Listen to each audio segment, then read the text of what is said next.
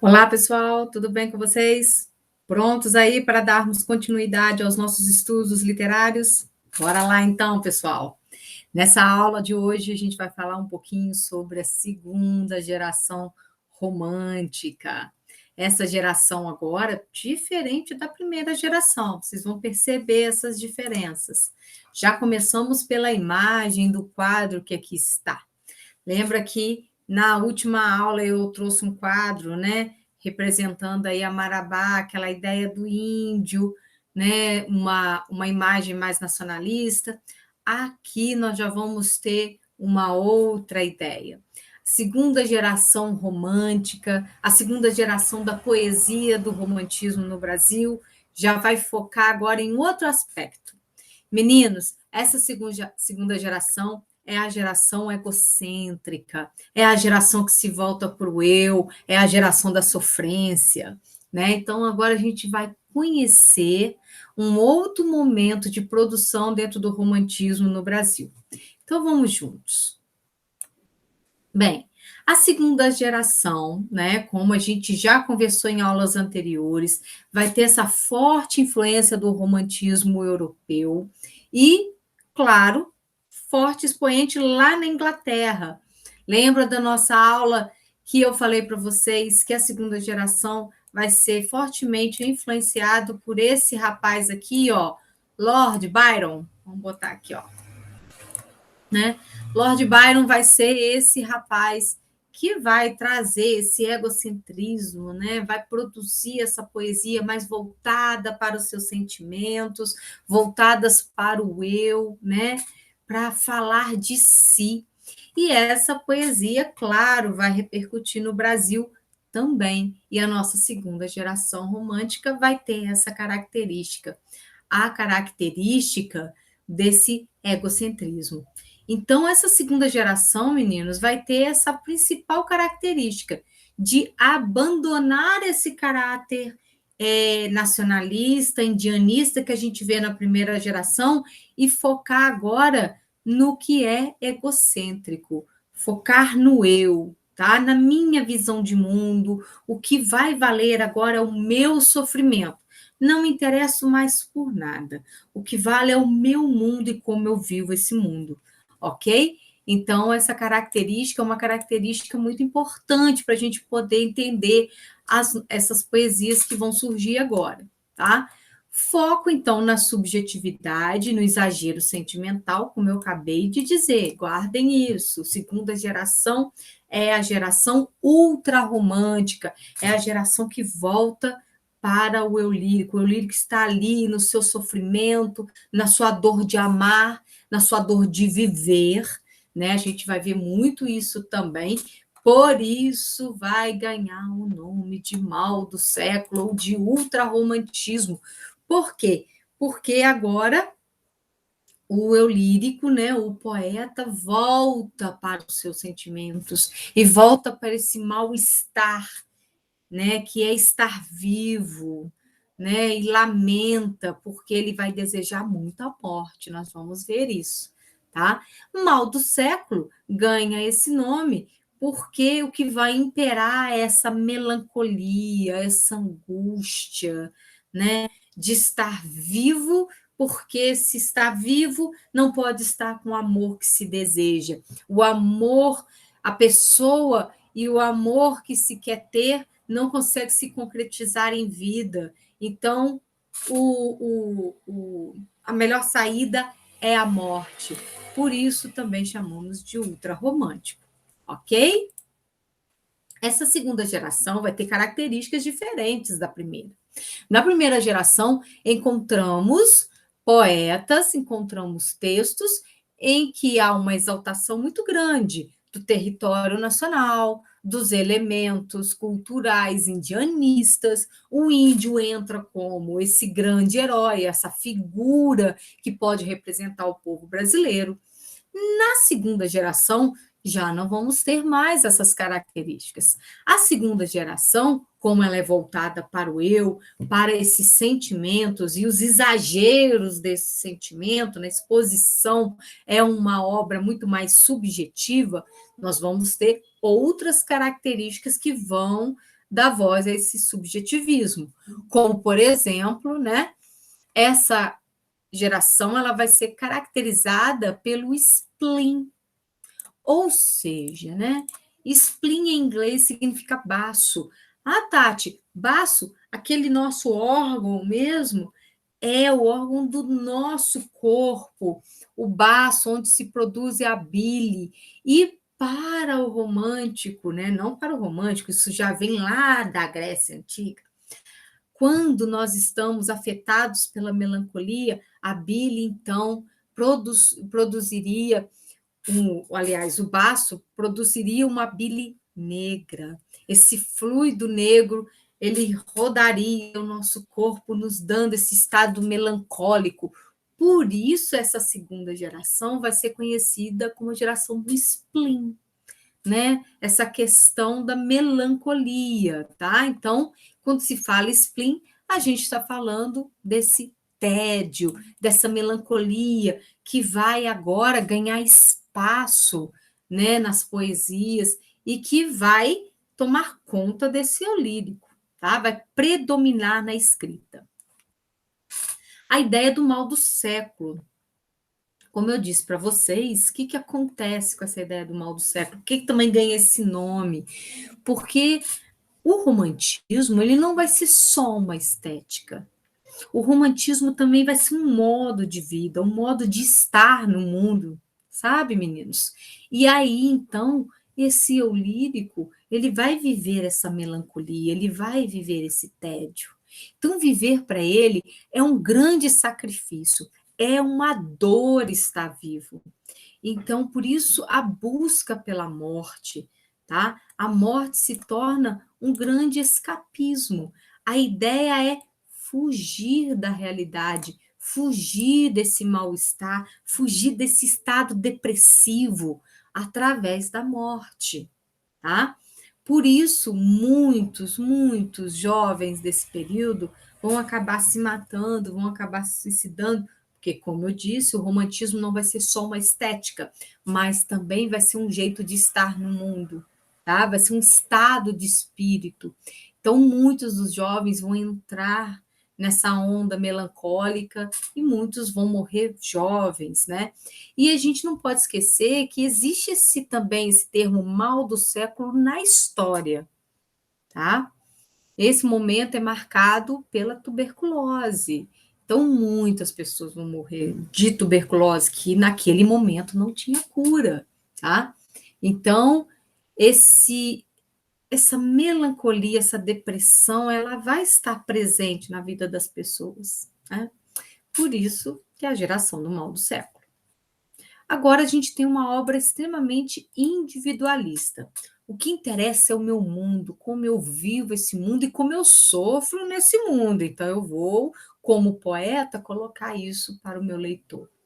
Aí o meu texto vai ser repleto de subjetivismo, de negativismo, porque viver é ruim, viver dói, viver me traz a depressão, porque eu quero amar, a pessoa que eu amo não pode estar ao meu lado, esse amor não pode ser concretizado, então por isso que eu quero morrer.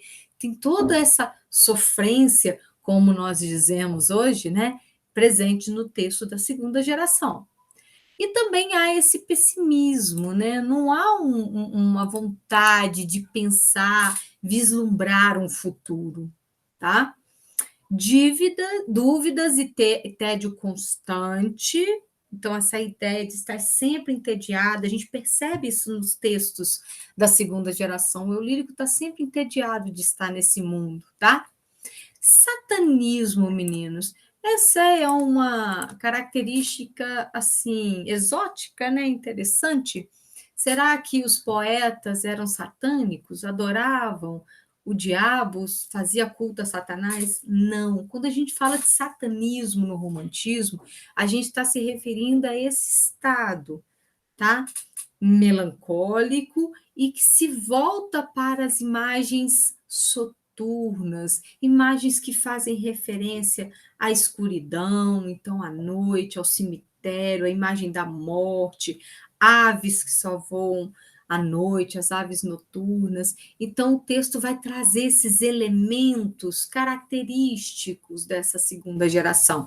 A gente não pode esquecer que essa segunda geração na Europa, ela deu voz a personagens que são famosos até hoje, né? Como o Drácula, o lobisomem, Frankenstein, esses monstros, né, que imperam ainda na imaginação daqueles que gostam de lidar com temas do terror, ok? Então, é daí que sai essa segunda geração. Por isso, essa característica dessa coisa muito mais voltada para o eu, ok?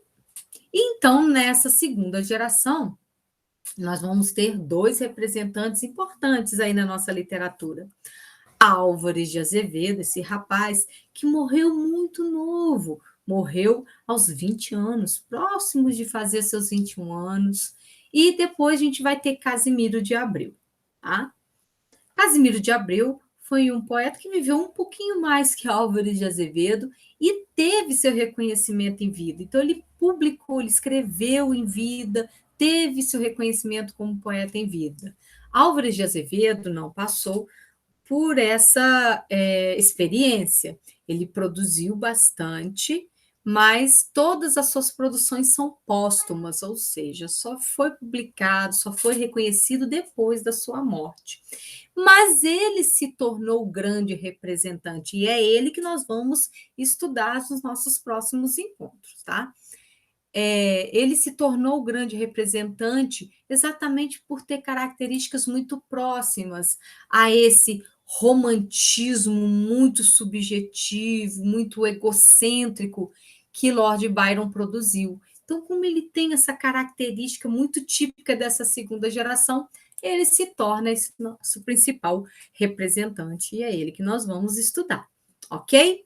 Bem, eu vou parar de compartilhar um pouquinho essa tela, porque eu quero compartilhar outra com vocês para a gente falar um pouquinho, rapidamente, de uma obra de Álvares de Azevedo que nós vamos ver na nossa aula ao vivo. Ok? Então, deixa eu parar aqui. Deixa eu compartilhar com vocês rapidamente. Prontinho. Bem, meninos, lembrando que esses materiais vão estar lá para vocês no Drive, na pastinha de literatura, ok? Todos eles.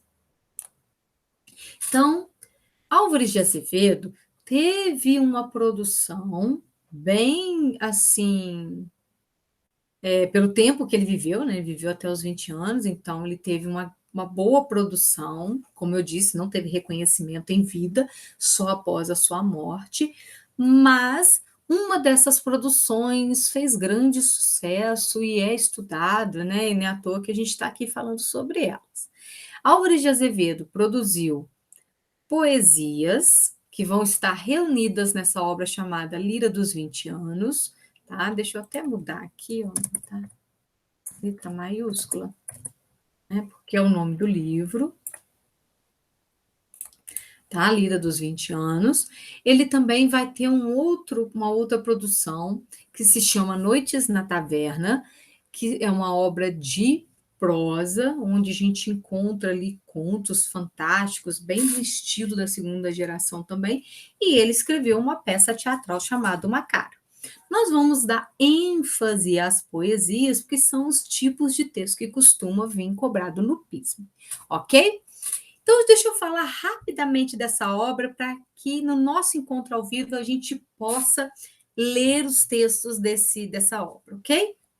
Bem, Lira dos 20 Anos é uma obra de Álvares de Azevedo que vai reunir exatamente a sua produção poética, tá?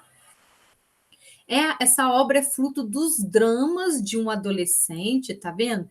Que se vê entre desejos e frustrações, vontades e decepções constantes, o que corporifica as tendências psíquicas de uma geração, já que o romantismo pode ser considerado um movimento de adolescência, por conta desse estado de espírito, sabe, gente?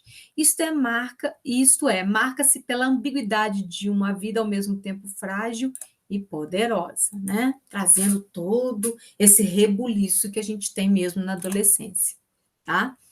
Essa obra, Lira dos 20 anos, que vai reunir os poemas de Álvares de Azevedo, vai ser dividido, gente, em 3 partes, tá?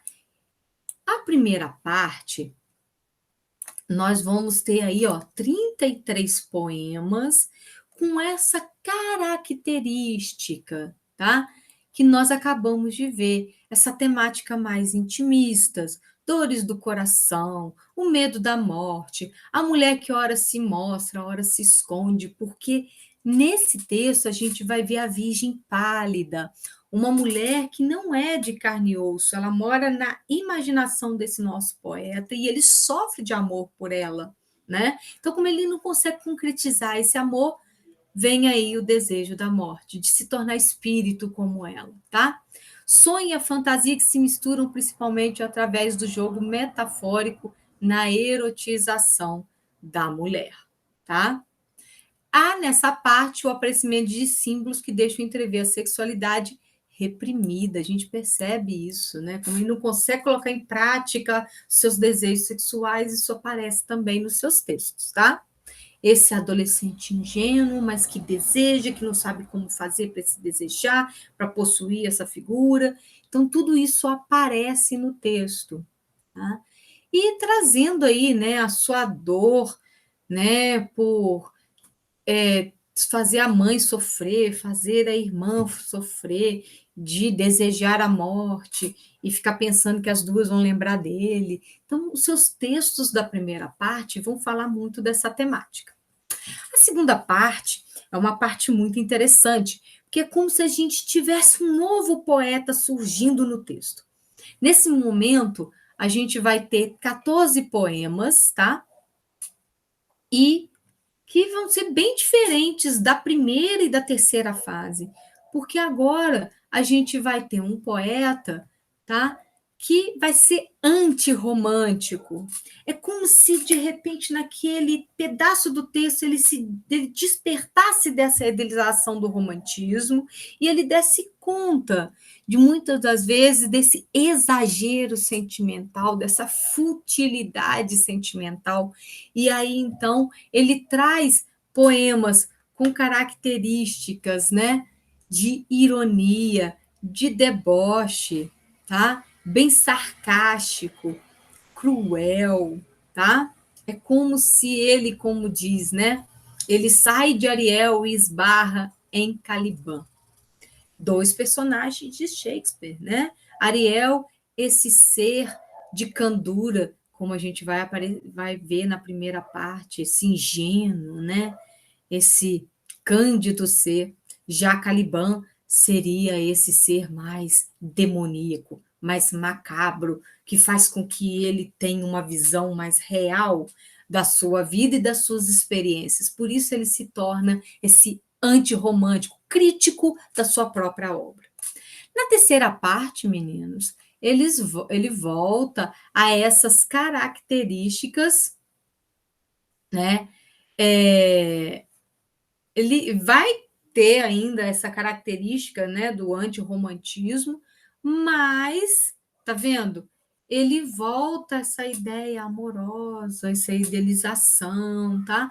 Então, são 3 momentos distintos na sua obra que ele mesmo faz questão de repartir e de mostrar para a gente.